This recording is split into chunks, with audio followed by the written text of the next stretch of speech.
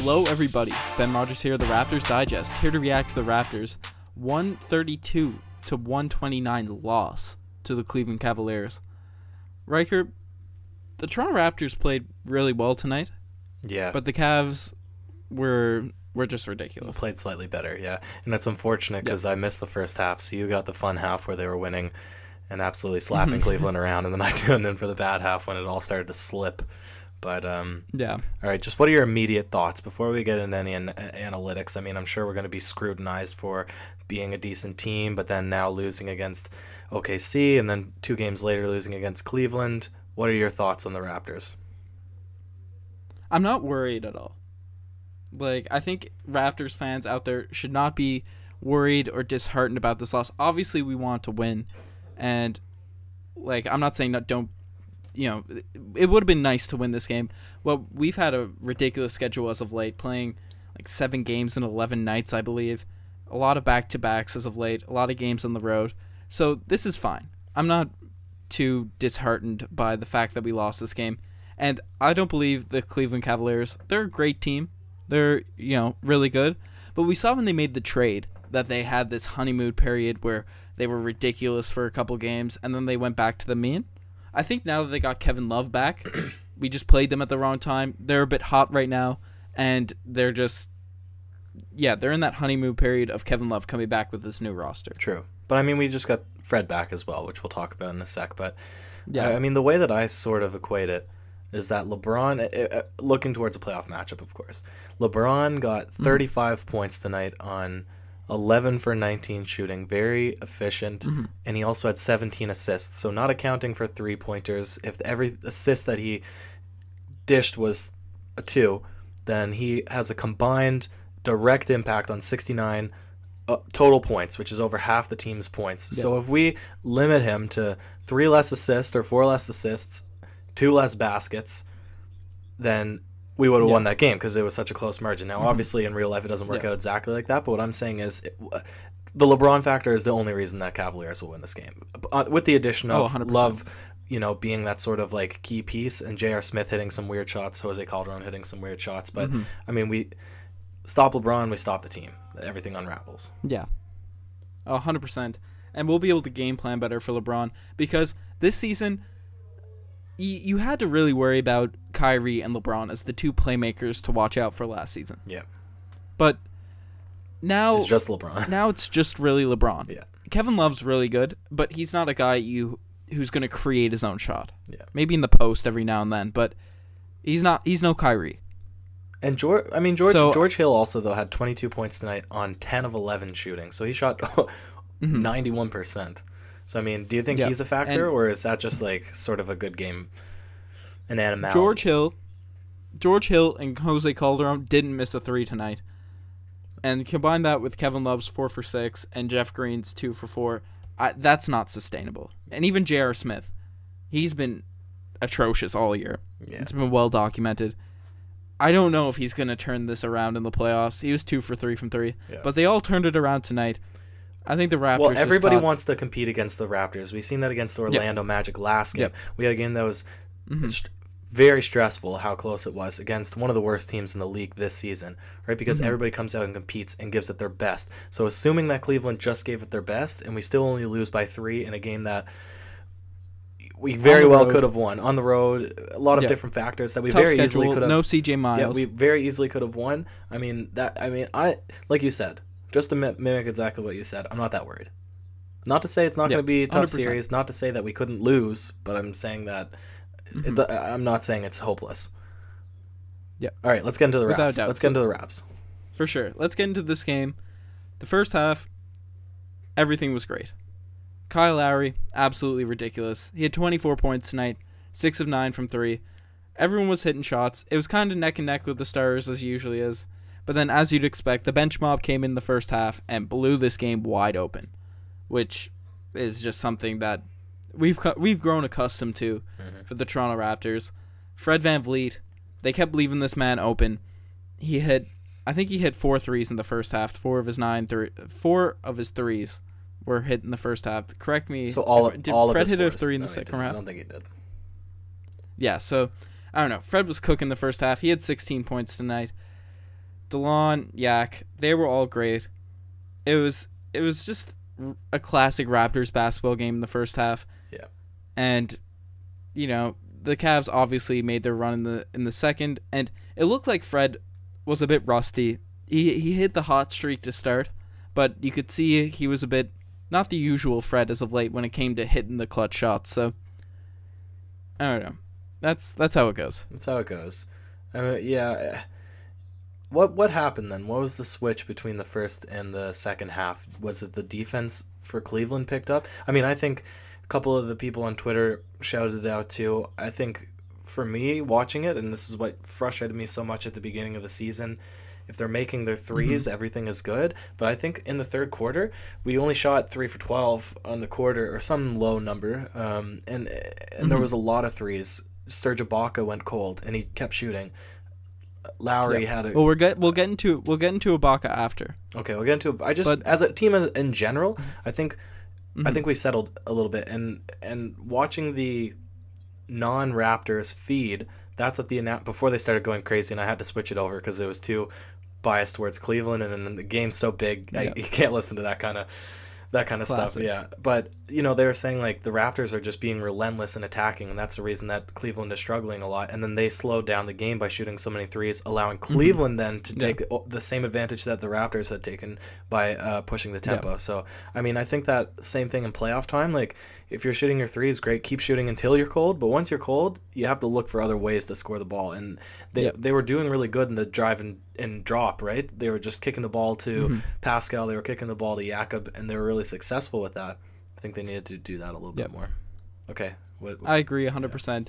But the one thing I did like about this game, when the Raptors would struggle against the Cavs last year, it usually turned into DeMarre and Larry hero ball. Yeah. That was not the case tonight. The ball, even though we did settle a lot, but the shots were open. There was a lot of ball movement, and we were getting the shots that we'd like to see. And it was... Obviously, the Cavs didn't have Rodney Hood or Kyle Korver, a few players tonight. A couple players that don't really scare us, like Tristan Thompson, Larry Nance. But I guess it is a loss with Kyle Korver and Rodney Hood not there. But we didn't have CJ either. And during that fourth quarter, CJ is so key for that bench unit, just to be able to... Because even though CJ isn't super consistent, when we need a three, he usually gives it to us. Yeah. Or he normally gives us a couple. A couple will drop in. Yeah, he gives us a few in the fourth. Yeah. So, especially in big games. That's something that he's been doing all year. Yeah, essentially what J.R. Smith gave at the end of the third quarter, that's what C.J. Miles gives us, yeah. Yep. Except threes, not long twos. All right. True. Okay, to not stretch it too long, you want to get into Serge Ibaka, or is he going to bleed into a segment piece? He's bleeding into a segment. All right. But... I guess we'll go straight into the segments. Well, if you have any final thoughts, definitely say that before we go in. Yeah. Raptors fans, don't be worried. The Cavs hit a lot of ridiculous shots tonight. They shot a pretty unreasonable percentage from three. Obviously, they didn't have Kyle Korver or Rodney Hood tonight, but the fact that Jose Calderon and George Hill and Jeff Green and J.R. Smith shot those ridiculous percentages, they're probably better off without Rodney Hood and Kyle Korver just for tonight. So yeah, I can back that up. Don't stress over this game. And a silver lining to the loss. Like, obviously I wanted this win as a Raptors fan. The Cavs did get a win and got closer to clinching the third seed. True, and I don't think we'll slip and lose that first seed against Boston at this point either. So, but the one thing, the opposite silver lining, we might not get a 60-win season. Yeah, I don't know. I'd rather not play the Cavs second round. True. Than have a 60-win season. True. That's my personal. Let us know if you guys disagree with that. It's a silver line. Obviously, the Raptors. We were rooting for the Raptors to win, but that's how it goes. Toronto's good. We've had a couple tough losses of late. We'll bounce back. We always do. We're just getting in our groove. We've just got to get a couple more wins and we clinch the first seed. Life is good. All right. Shout out to you with the really cool segment animations. I hope you guys appreciate all the work that was put into making them. And I'll let you start us off, dude. Well, the first DeGoat play with Ryker Richard. We got the DeGoat play of the night. Yep. Did you see anything super special for the DeGoat play? End of the game, the DeRozan drive and kickoff to Siakam. I thought that he had LeBron postered. He kind of jumped around him and then slammed, but that was pretty special. Yeah, 100%. There was also a dunk also on LeBron at the beginning of the game. DeMarre threw one. LeBron was there. He kind of moved out of the way. Got mad at his teammate for letting DeMarre go in the corner. DeGoat play of the day. You gotta give it to DeMarre every now and then. It's named after him. So True. Yeah, but not all plays can be the play of the day. No, they cannot. And some just make you say, "Oh, geez." Oh, geez. And tonight, the OGs kind of play of the day.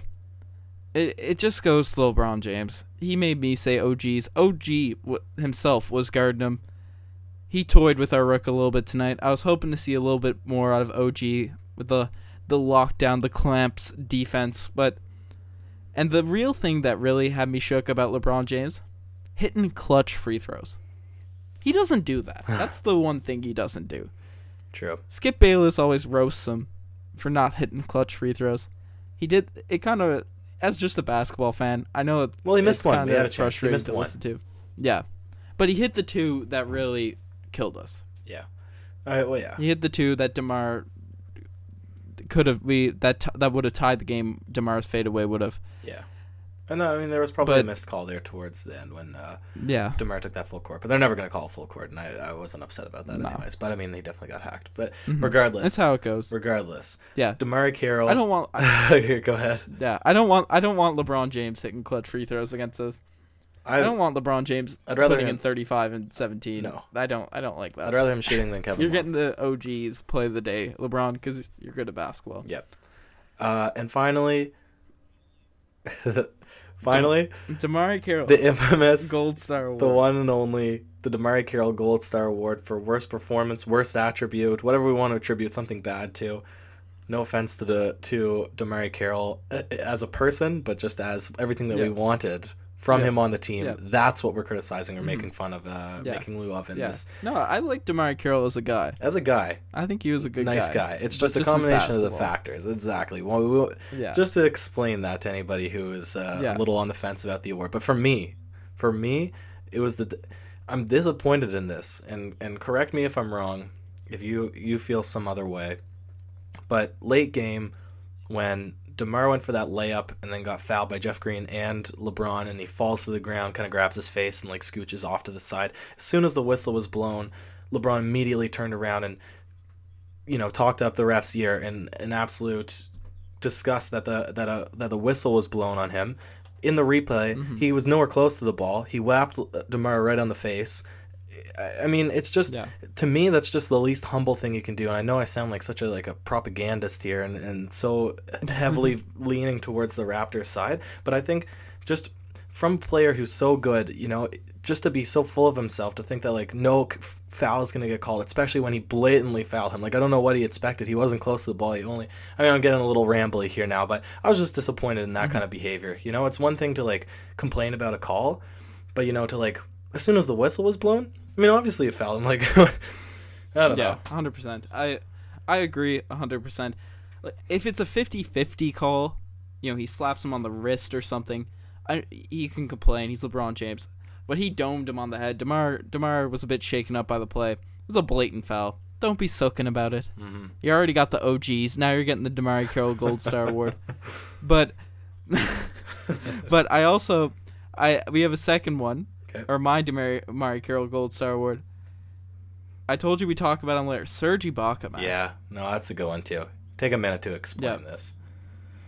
Yeah, Serge Ibaka, 6 points, 2 of 8 from the field, but he went 0 of 4 from 3. And the guy just gotta stop shooting threes when he's cold. Yeah. Prefer, if he's cooking a little bit, I don't mind him stepping out to shoot a couple, but that shouldn't be his offense. His offense can't be a stretch 4. Yeah. He's a good basketball player, but his strongest asset is not shooting threes. No. It's his mid-range game. And yeah, it's his mid-range, it's his ability to get to the rim, shoot those little post hooks and all that. it's frustrating when Serge Ibaka just becomes a chucker. Yeah. That's not what we want out of Serge. You know, we can deal.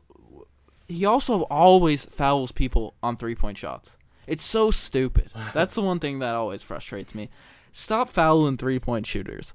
True. That makes me sad. I mean, that one against LeBron was questionable, though. I definitely think that two situations, and I thought there was a rule implemented where it's actually like, if it's an offensive foul or a fine, yeah, you're not allowed to sweep through, and that it was definitely a sweep through. You're allowed to sweep through. You're allowed to sweep through, but it's not called a shooting foul. Oh, it's just an on the floor. Yeah. Oh, okay. Yeah. Well, then it should have been for both, but whatever. Yeah, that's how. You know, I don't mind the refs calling. It's LeBron James. He's going to get all the calls. But Serge, he fouls. It seems like every game he fouls a 3-point shooter. Stop that. I know I'm harping on Serge a lot. Serge isn't known for playing well in back-to-back when the Raptors have a lot of games in a few nights.